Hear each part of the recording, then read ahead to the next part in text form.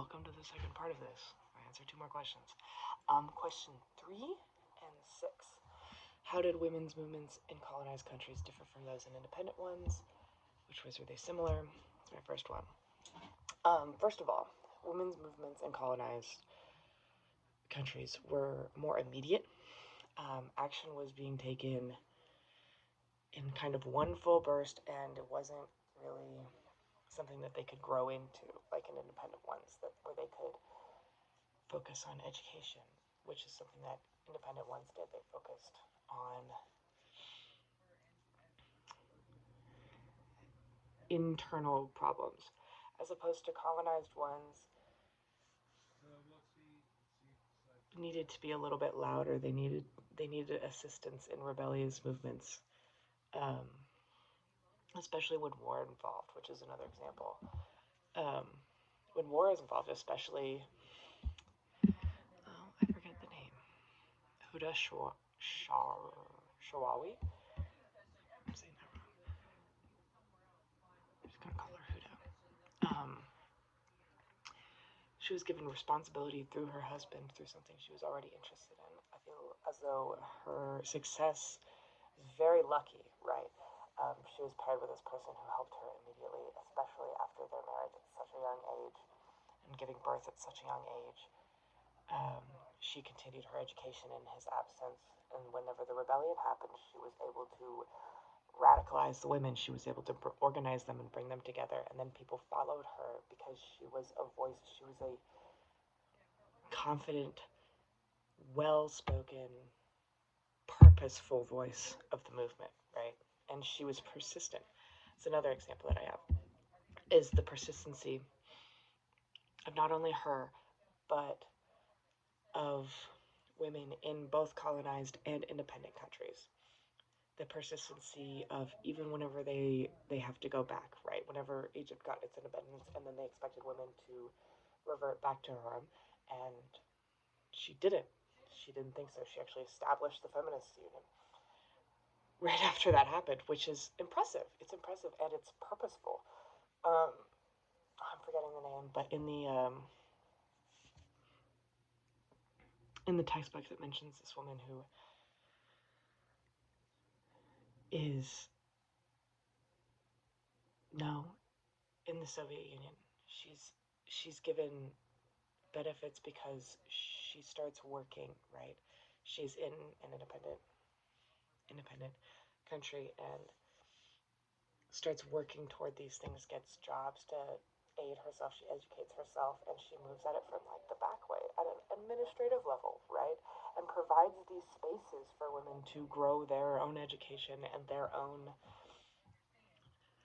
knowledge of what's happening and what they can and should be doing, what they are allowed to be doing in these times. That some women just didn't. And even whenever backlash toward her reliability, her credibility as a person to be doing this, I can't remember if she lost her job or not, but she persisted consistently until she succeeded, right? And in other independent countries, it like mentioned in the fourth wave of feminism, right? Like, it's just persistence after persistence after persistence of 4 waves of feminism that eventually, in the fourth wave in America, it's success, right? Suddenly there's knowledge about it. Suddenly there's education surrounding it. Suddenly there's groups and spaces and words to describe it, and people can talk about it all the time, and it's a discussion, right? It's very interesting. For question 6, in what ways did the governments we read about in this module require women's participation for their goals? For our first example from the textbook mentions that women's education was consistently used as a draw because of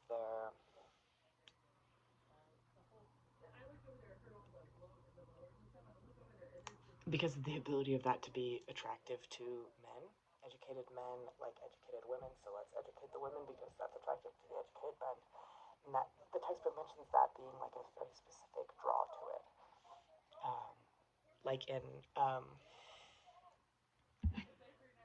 in India, whenever you had these Western educated men, and you also had to educate these women because otherwise they suddenly were just not in the same class as them because they were poorly knowledgeable about things, right? Um, it needed that to satisfy men. It needed them in Japan. There was a slogan, good wives and wise mothers, in order to educate their children. Like, as homemakers, it was important for them to be producing this specific type of person, and the government needed them to be doing that, so it gave them tools to be able to do so. Without giving them the rights, it gave them the tools, and they still, I mean, whether or not it happened, it happened. Um, Raising good children, soldiers, workers, businessmen, um, it's seen all over. It happened here, Japan, India, all over. Colonization. Throughout wars and colonization, third example, um, and other pieces of history where the family is being altered, women's participation in aiding colonized people into society, teaching, like the nuns, um,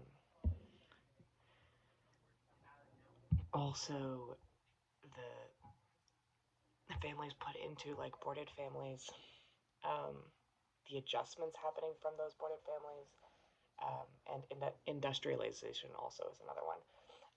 Work in factories, low wages, homemaking for labor workers, the benefits of the union on the family structure, the impeding of the family structure on other people. Women are central to those ideas and can't be ignored as their place. Like, the value that women eventually, it took so long to realize the value of that, the participation and expectation of them, especially as workers, the necessity of women as workers, um, despite their work being seen as subpar or unnecessary, um, despite having the same level of skill as like heavy machinery type things, the gendering of work was very interesting to me. They needed them. They needed them, but they never told them that they needed them. They never told women that they were needed, but they did. They were expected to.